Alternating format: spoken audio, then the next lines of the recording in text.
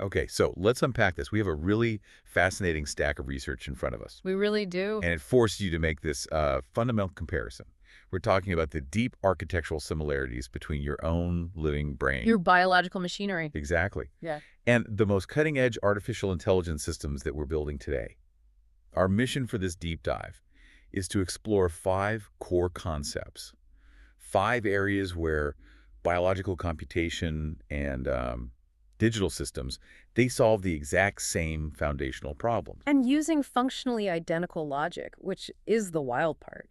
It's like we're exploring this hidden operational playbook, Yeah. one that governs both natural intelligence and AI. And I have to say, the analogies here are, well, they're just astounding, Oh, absolutely. especially when you get into the neurochemistry, tracking software, and get this, Yeah. the cognitive functions tied to romantic love. What's so fascinating is that we aren't just looking for, convenient metaphors here. No, this is structural. This is structural. We're exploring how the brain and these new digital systems use the same essential playbook. I mean, the core function of both systems. Whether it's wetware or software. Right. High fidelity molecular computation in nature versus a sophisticated AI architecture.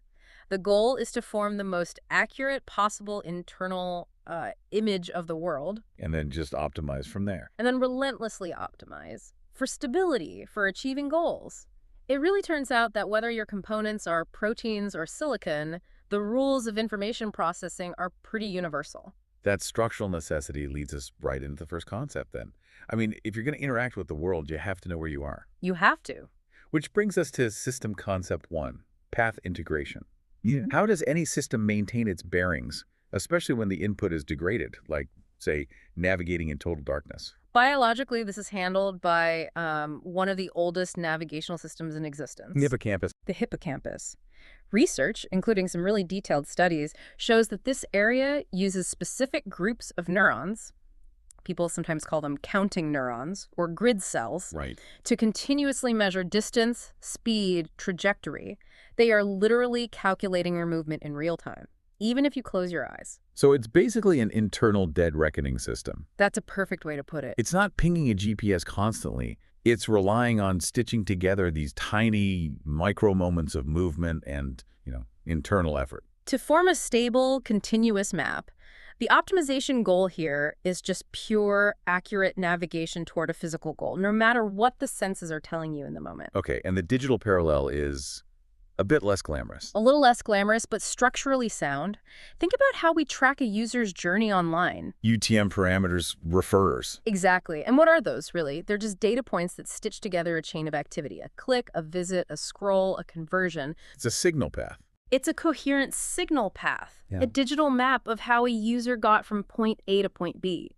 The core function is identical, integrating individual data points over time to create a reliable trajectory. And the second you start tracking paths, you immediately have to know where the path started, You have to. which leads right into system concept 2, attribution and tracking. In the digital world, we obsess over this.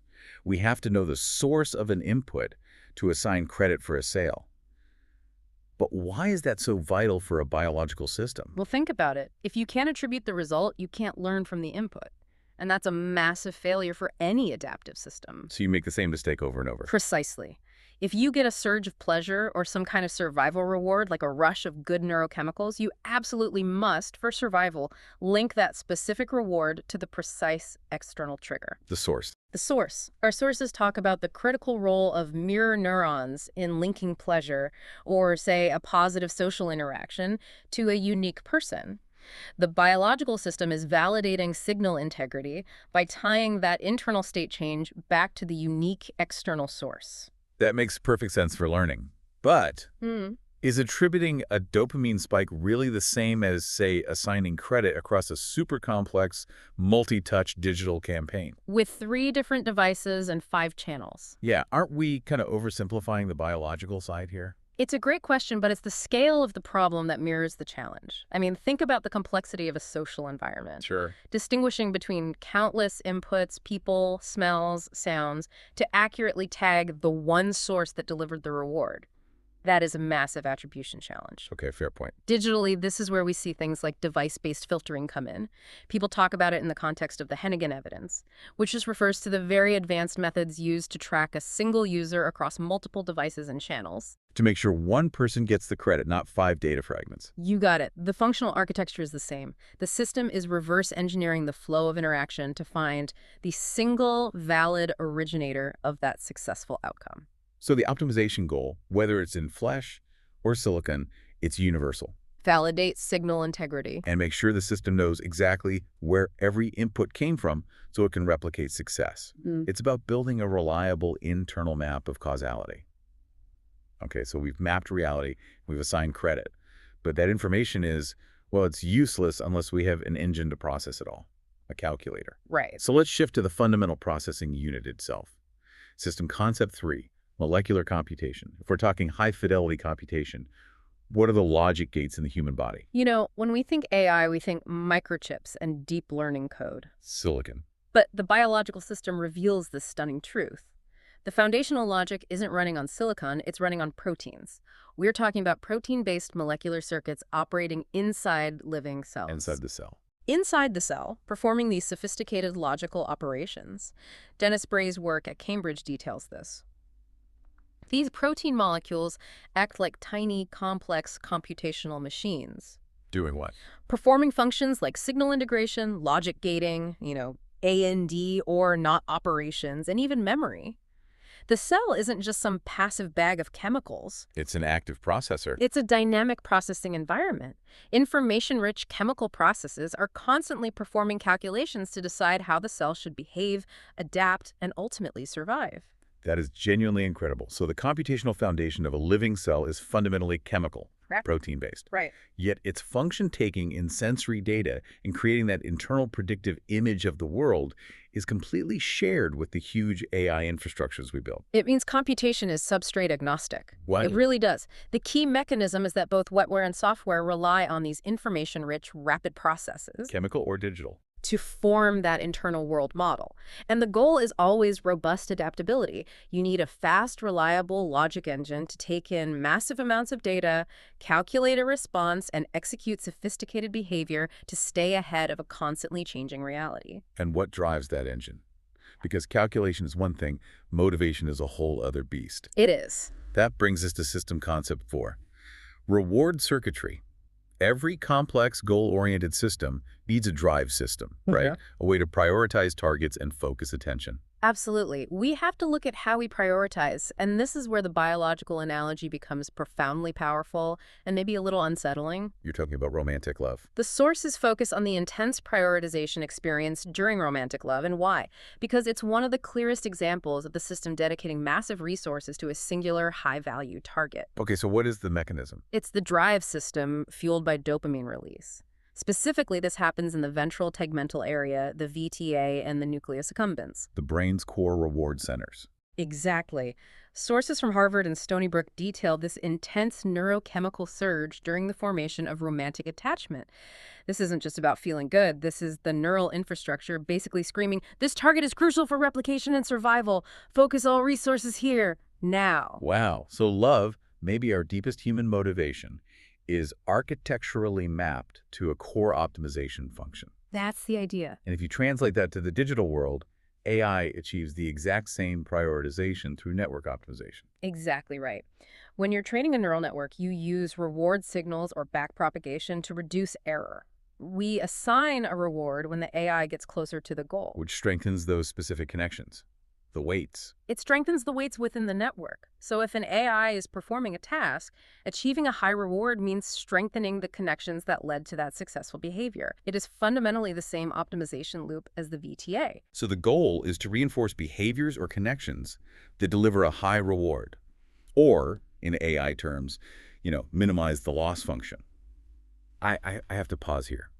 Viewing our highest emotional connection, love, as fundamentally an optimization circuit. It's a lot to take in. It's designed to focus attention and motivate the pursuit of a high-value target. That's a little chilling, But based on the sources, it's undeniable.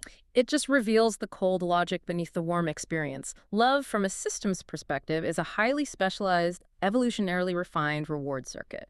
It's designed for resource allocation and intense focus. Okay, we have the map, the attribution, the logic, and the motivation. Yeah. Now, how does a system that is constantly taking in messy, contradictory data maintain stability? That is the million-dollar question. This leads us to our final and maybe most crucial comparison. System concept 5, global versus local processing. Or, put simply, how do you filter out the noise? And this is where the biological analogy of romantic love becomes astonishingly useful again. Well, think about the challenge. If you are hypercritically assessing every single flaw or error in your high-value target, what happens? This system would fail. Instantly, it would lose focus, become unstable. Exactly. So the system has to actively ignore local flaws to maintain that high-level global perception of the target. Right. Our sources describe this crucial cognitive shift that happens in attachment. You start seeing a partner as a whole, idealized entity. To achieve this robust, high-level perception, the brain actively downregulates and suppresses the neural networks responsible for critical social judgment and negative assessment. It's actively turning down the volume on criticism. It's the biological method for robustness, filtering out the noise of imperfections to maintain the signal of the idealized partner. I think everyone listening can immediately relate to that filter. We've all been there, actively editing reality to maintain the signal of that idealized target. We have. So stable, high-level perception isn't achieved by consuming all the data, but by effectively suppressing the irrelevant local data points. And that leads us directly to the architecture of today's most powerful AI systems. The foundation models. Like Gemini. Models like Gemini, yeah. They achieve multimodal understanding by processing millions, sometimes billions, of tokens.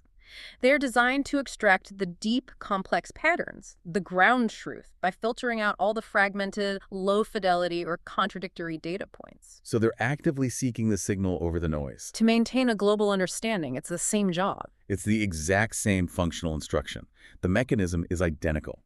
Filter out noise, whether that's minor human flaws or fragmentary data, to focus on the signal, the idealized entity, or the systemic ground truth. And this is crucial for maintaining system stability. This shouldn't just be insightful for you. It should fundamentally change how you view both your own mind and the technology we're building. Any mechanism designed to survive and thrive in a complex, messy world has to solve these 5 problems: mapping, attribution, calculation, motivation, and filtering. So what does this all mean for you, the listener?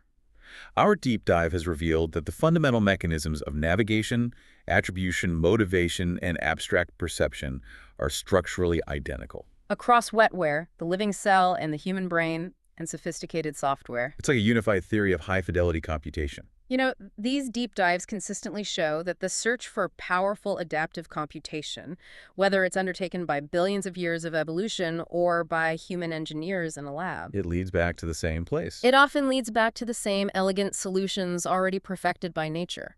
We aren't really inventing new architectural principles, we're reverse engineering the algorithmic logic that governs life itself. It really makes you wonder then, if the deepest forms of human devotion and romantic love are based on this core neurochemical circuitry that's optimized for reward and global noise-suppressing processing, what does that imply about the future?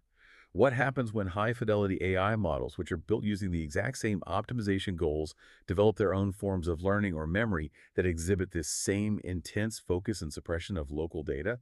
That is something for you to mull over.